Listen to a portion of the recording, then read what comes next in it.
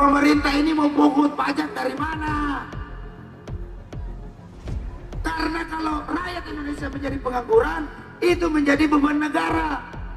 Siapa yang bikin dia menjadi pengangguran? Ya negara. Karena negara tidak mampu menciptakan lapangan kerja yang seluas-luasnya. Tidak mampu menciptakan lapangan kerja 10 juta yang seperti janji-janji Jokowi itu. Jangan sampai janji-janji Kementerian Perdagangan ini sama dengan janji-janji Jokowi. Janji-janji palsu. Karena ijazahnya palsu. Makanya bikin kebijakan palsu. Kita dapat janji-janji itu menghantam industri pabrik tekstil kita yang mengakibatkan ratusan ribu kaum buruh Indonesia ter-PHK karena pabriknya tidak bisa lagi memproduksi pakaian jadi, saudara-saudara. Ini semua akibat kebijakan daripada rezim Jokowi, rezim Sontoloyo, rezim amburadul, ugal-ugalan, brutal dalam membuat undang-undang. Dan ini juga adalah turunan daripada undang-undang Omnibus Law cilaka itu, yang memberikan kewenangan sebenarnya, yang terlalu meliberalkan, yang terlalu kapitalistik, dan membiarkan mafia-mafia impor terus memperbaikan, terus menggerus produk-produk dalam negeri kita.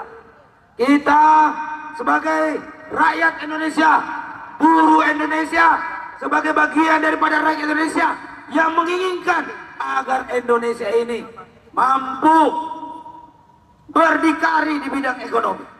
Berdikari di bidang ekonomi adalah berdiri di atas kaki kita sendiri.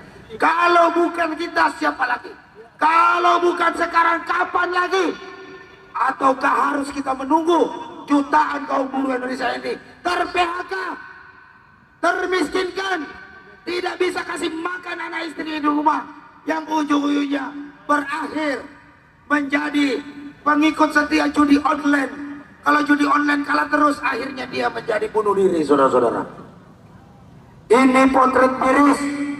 Ini kita sangat sedih sekali. Seharusnya bagaimana kebijakan daripada Kementerian Perdagangan, Kementerian Perindustrian, juga kebijakan Jokowi ini, bagaimana agar industri-industri Indonesia ini dapat tumbuh subur, dapat menampung seluruh rakyat Indonesia yang sudah tamat sekolah untuk dapat bekerja di pabrik-pabrik. Saya kasih tahu aja, sesuai dengan data BPS tahun 2004 sampai 2014, ketika Presiden SBY menjadi presiden, daya serap industri kita itu sampai 15 juta. Kemudian diganti Jokowi, di awal kepemimpinan Jokowi tahun 2014 sampai 2019 itu menurun daya serap industri, hanya menyerap 8,5 juta tenaga kerja. Yang paling miris data terakhir 2024 ini, industri kita hanya mampu menyerap 2 juta pekerja saja, saudara-saudara. Ini artinya puluhan juta rakyat Indonesia, anak-anak kita itu susah dan sangat sulit mencari pekerjaan. Seperti diberitakan di media sosial, bagaimana generasi Z ini, 10 juta generasi Z ini, generasi-generasi anak-anak muda kita ini kesulitan dan frustasi untuk mencari pekerjaan, saudara-saudara. Ini Jokowi ngapain? Ini Jokowi, ini kebijakan Jokowi mana? 10 juta lapangan kerjanya mana? Ini yang menjadi pertanyaan rakyat Indonesia hari ini. Ternyata kebijakan 10 juta lapangan kerja Jokowi hanya omong kosong belaka. Justru kebijakan-kebijakan yang dibuat oleh rezim Jokowi ini pada akhirnya hanya melahirkan pengangguran-pengangguran saja. Pemutusan hubungan kerja sudah terjadi di mana-mana. Bukan hanya sektor tekstil saja, tetapi sektor-sektor lainnya juga demikian. Demikian juga terhadap program motor listrik dan mobil listrik. Jika itu berjalan, maka diperkirakan ratusan bahkan ribuan vendor-vendor berbagai macam kendaraan otomotif akan bertumbangan, saudara-saudara. Dan tentu saja akan melahirkan angkatan-angkatan PHK baru. Tidak mampu menciptakan lapangan kerja. Pemerintah ini tidak bijak dalam membuat kebijakan industrinya. Harusnya antara padat modal dan padat karya itu harus diparalelkan agar rakyat Indonesia ini tidak menjadi pengangguran di negeri sendiri. Justru yang menikmati lapangan kerja adalah tenaga kerja asing. Ini potret miris, sangat menggelikan dan sangat memalukan, sangat bertentangan dengan janji-janji kampanye Jokowi waktu dia tahun 2019 kemarin. Jokowi bilang kerja, ternyata hanya kerjain rakyat. Janji 10 juta lapangan kerja, yang dicari kerja cuma anak menantu saja, kurang ajar, brengsek memang. Maka dari itu perlu saya sampaikan saudara-saudara, tadi ketika kita di dalam tadi, alhamdulillah sudah diterima oleh tim teknis yang membuat peraturan Menteri Perdagangan ini, khususnya masalah ekspor dan impor. Ada pembicaraan, mereka mendengar masukan kita. Pada akhirnya ada itikat baik dari Kementerian Perdagangan ini untuk melakukan revisi peraturan Menteri Perdagangan nomor 8 tahun 2024 ini. Tentu saja setelah mendengar apa yang jadi masukan-masukan dari kita. Tetapi sekali lagi, namanya Jokowi itu kan bohong.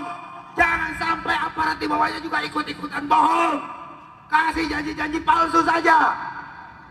Maka dari itu perlu kita kawal revisi daripada Permendak ini, kawan-kawan. Siap kawan-kawan? Kita kasih waktu. Ini harus ada komunikasi antara kita yang ada di sini yang terdampak oleh peraturan Menteri Perdagangan ini, akan memberikan masukan yang baik kepada Kementerian Perdagangan, sehingga dalam hal pembuatan peraturan Menteri Perdagangan ini bisa dibuat dengan lebih baik lagi, dan tentu saja tidak mengorbankan kita sebagai anak bangsa, tetapi bagaimana peraturan Menteri Perdagangan ini mampu menjaga, melestarikan kehidupan buruh Indonesia agar benar-benar mampu hidup di negeri sendiri. Dampaknya sangat luar biasa. Kalau PHK terlalu banyak, pemerintah ini mau pungut pajak dari mana? Karena kalau rakyat Indonesia menjadi pengangguran, itu menjadi beban negara. Siapa yang bikin dia menjadi pengangguran? Ya negara. Karena negara tidak mampu menciptakan lapangan kerja yang seluas-luasnya, tidak mampu menciptakan lapangan kerja 10 juta yang seperti janji-janji Jokowi itu. Pada akhirnya teman-teman yang tadinya mampu membayar pajak melalui pajak penghasilannya, akhirnya negara tidak dapat pendapatan lagi daripada pajak buruh, penghasilan buruh. Padahal hari ini negara kita ini butuh uang banyak. Woi Pak Menteri, Pak Zulkifli Hasan, dengerin nih. Hari ini negara sangat butuh uang yang banyak dari rakyat untuk membayar utang-utang luar negeri yang sudah over limit, untuk membayar beban-beban negara, sekaligus juga menggaji Pak Zulkifli Hasan dan kawan-kawan di Kementerian Perdagangan ini. Anda bisa bayangkan, kalau yang kebijakan Anda ini hanya akan membuat buruh ter-PHK. Kalau buruh sudah ter-PHK, maka mereka menjadi beban negara. Mereka tidak menyetorkan lagi pajak-pajak penghasilan yang mereka dapatkan.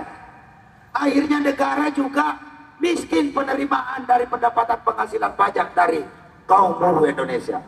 Pada akhirnya membebani negara. Kalau sudah membebani negara, rakyat miskin berada di mana-mana.